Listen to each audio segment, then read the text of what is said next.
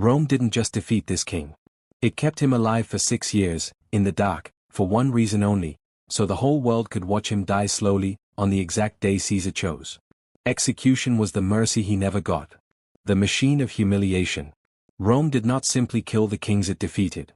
Death was too quick, too clean, too merciful for a city that had built an entire culture around the theater of victory. When Rome broke a kingdom, it did not want the world to remember a battle. It wanted the world to remember a spectacle, a living king, dragged through the streets of the city that destroyed him, forced to watch his own defeat performed in front of a screaming crowd, before being led into a dark stone room beneath the earth and quietly strangled while the city above celebrated with wine and music. This is not the story of a single battle. It is the story of what came after the battle, the years, sometimes the decades, that Rome spent turning a captured king into the final ornament of a general's glory. And there is no better example of this machine than the fate of a man history remembers as the last free king of Gaul, Vercingetorix. A young noble in a conquered land. In the year 52 BCE, Gaul was a patchwork of proud, quarreling tribes, the Arverni, the Aedui, the Senones, each with its own chieftains, its own rivalries, its own grievances. For nearly a decade, a Roman general named Gaius Julius Caesar had been carving through this land, tribe by tribe, using Gallic disunity as his greatest weapon. Where the tribes fought each other, Rome walked through the gap.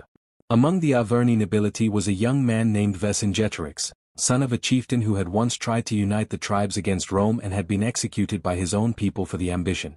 The son inherited both the dream and the danger of that dream.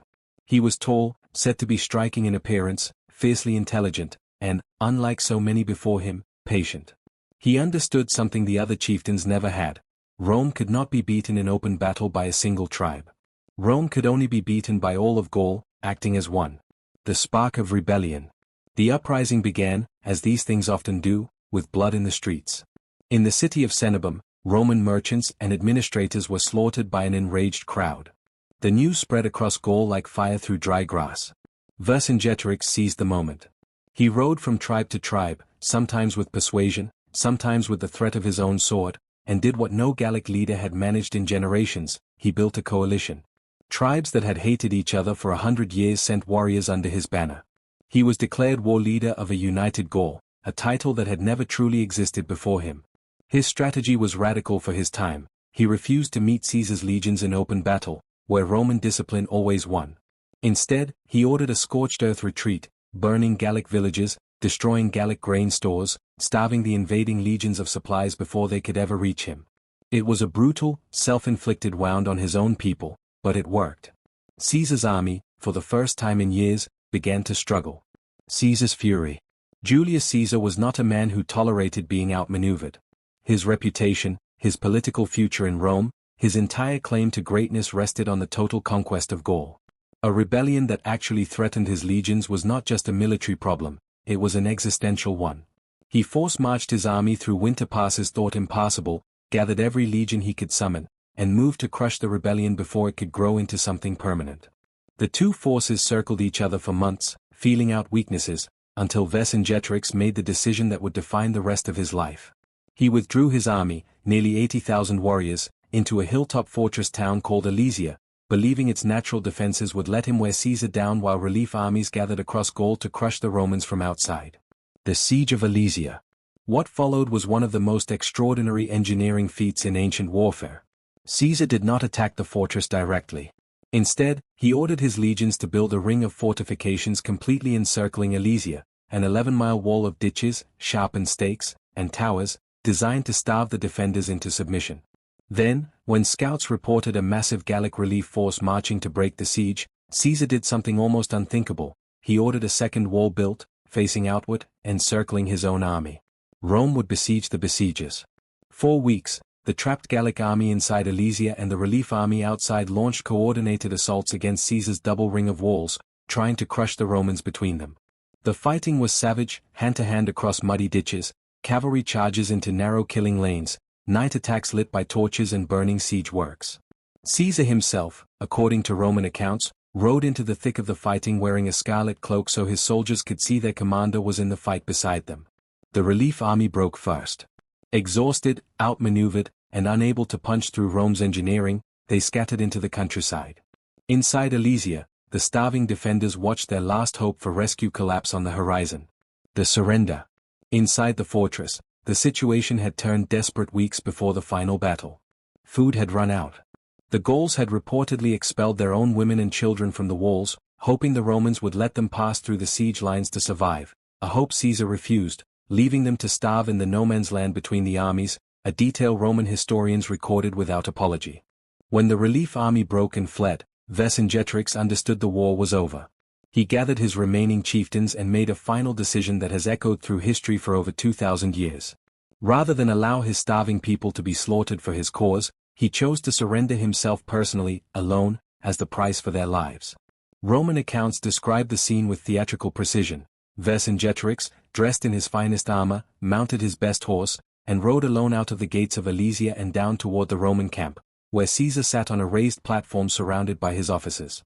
In front of the entire assembled Roman army, Vercingetorix rode a full circle around Caesar's position, then dismounted, removed his armor piece by piece, laid down his weapons, and sat silently at the general's feet. It was, by every account, one of the most humiliating gestures a king could make. And it was only the beginning of what Rome had planned for him. 6 years in the dark. Most defeated enemies of Rome were killed quickly, on the battlefield, or shortly after capture. Vercingetorix was given a crueler fate. He was kept alive. Caesar had him imprisoned, and for the better part of 6 years, the king who had once united all of Gaul against Rome disappeared from history almost entirely. There are no detailed Roman accounts of what his imprisonment looked like day to day, no letters, no records of conversation, no accounts of trial or negotiation. He simply vanished into a cell, kept alive for a single, specific future purpose that had nothing to do with mercy and everything to do with Caesar's political ambitions back in Rome. Because a captured barbarian king, paraded in chains through the streets of Rome, was worth more to Caesar's career than a dead one. A dead enemy is a rumor. A living, chained king, dragged in front of the entire Roman population, was undeniable proof of conquest, a message broadcast in the most public way the ancient world knew how to broadcast anything. So Vercingetorix waited. Years passed. The war he started ended without him. Rome finished absorbing the rest of Gaul. Caesar fought a civil war, crossed the Rubicon, became the most powerful man in the Roman world, and through all of it, in some unrecorded cell, a king who had once commanded 80,000 warriors sat in chains, aging, waiting for a ceremony he could not have known the date of, existing only as a prop being saved for the right moment. The triumph. That moment came in 46 BCE. Caesar, having crushed his political enemies and consolidated power over Rome, staged an unprecedented fourfold triumph, a massive, days-long public celebration parading through the city to honor his conquests in Gaul, Egypt, Asia Minor, and Africa. It was designed to be the greatest spectacle Rome had ever seen: elephants, captured treasure carried on wagons stretching for miles, painted scenes depicting famous battles, thousands of soldiers marching in formation, and, at the center of the Gallic portion of the parade, Vercingetorix. After 6 years in darkness, he was brought out, put in chains again for public display, and marched through the streets of Rome in front of a population that had waited years to see the face of the man who had almost stopped Caesar's conquest. Crowds packed every rooftop and window along the route. They threw refuse. They screamed. They had waited, and Rome had given them their villain to look at, live, in chains, exactly as promised. For a king who had once ridden at the head of a unified Gallic army, it was the final, calculated humiliation, his body used as a walking trophy for a crowd that had never fought him, never faced him on a battlefield, and knew him only as the shape of Rome's enemy. So Vercingetorix waited. Years passed. The war he started ended without him. Rome finished absorbing the rest of Gaul. Caesar fought a civil war, crossed the Rubicon, became the most powerful man in the Roman world, and through all of it, in some unrecorded cell, a king who had once commanded 80,000 warriors sat in chains, aging, waiting for a ceremony he could not have known the date of, existing only as a prop being saved for the right moment. The triumph. That moment came in 46 BCE. Caesar, having crushed his political enemies and consolidated power over Rome, staged an unprecedented fourfold triumph, a massive, days-long public celebration parading through the city to honor his conquests in Gaul, Egypt, Asia Minor, and Africa.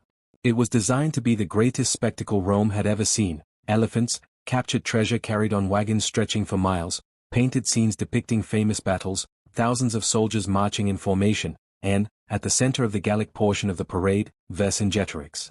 After 6 years in darkness, he was brought out, put in chains again for public display, and marched through the streets of Rome in front of a population that had waited years to see the face of the man who had almost stopped Caesar's conquest. Crowds packed every rooftop and window along the route. They threw refuse. They screamed. They had waited, and Rome had given them their villain to look at, live, in chains, exactly as promised. For a king who had once ridden at the head of a unified Gallic army, it was the final, calculated humiliation, his body used as a walking trophy for a crowd that had never fought him, never faced him on a battlefield, and knew him only as the shape of Rome's enemy. The strangling room. Roman triumphs traditionally ended with a specific, brutal ritual reserved for the most important captured enemy leaders. As the procession reached its final stretch near the Capitoline Hill, while the city above erupted into celebration, sacrifice, and feasting, the prisoner of honor was led away from the crowd and down into the Tullianum, an ancient underground prison carved into rock beneath the city, a place so old that some Romans believed it predated the city itself. The Tullianum was not a place designed for long imprisonment. It was a place designed for ending things. A small, cramped stone chamber below street level, accessible only through a hole in the ceiling, damp, airless, and dark. It was here, in this final room, that the Roman ritual reached its true purpose. According to ancient historians, Vercingetorix was strangled to death in the Tullianum, executed quietly, efficiently, with no crowd to witness the actual killing, at the exact moment Caesar's triumph reached its ceremonial peak above ground. The timing was not incidental. It was the entire point. As Caesar accepted the cheers of the crowd, was crowned, and celebrated the greatest political spectacle of his career, the man who had once nearly denied him that career was being quietly choked to death in a stone hole beneath the same hill, his death used as a punctuation mark on someone else's triumph, not even granted the dignity of being watched. Why this was worse than death. If Vercingetorix had died on the battlefield at Alesia, he would have died a king, a defeated one, but a king with his dignity, his warriors, and his cause intact around him. Instead, Rome engineered something far crueler, 6 years of erasure, followed by a final public performance in which his body, not his death, was the point. He was not allowed to die as a warrior. He was kept alive specifically so that his death could be scheduled, staged, and used as a political prop years after the war he fought was already over and forgotten by most of the empire that crushed him. This was the pattern Rome perfected, again and again, with the leaders it defeated. Jugurtha of Numidia, starved in the same Tullianum decades earlier. Perseus, the last king of Macedon, marched in chains through Rome and left to die in captivity. Zenobia of Palmyra, paraded in golden chains through the streets centuries later. Rome did not simply want its enemies dead. It wanted its enemies to become a lesson, performed publicly, for as long as it was useful, and only killed when the performance was finally, ceremonially, complete. The legacy of a broken king. 4 centuries after his death, Vercingetorix was remembered by Rome mainly as a footnote in Caesar's own writings, the enemy he had defeated, described in Caesar's own words, from Caesar's own perspective, with no voice of his own left in the historical record.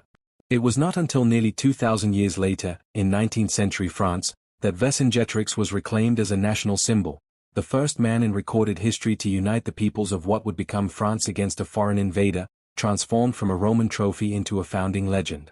But the man who actually knelt in that stone room beneath the Capitoline Hill, gasping his last breath while a city celebrated above him, never lived to know that his name would outlast the empire that tried to erase it.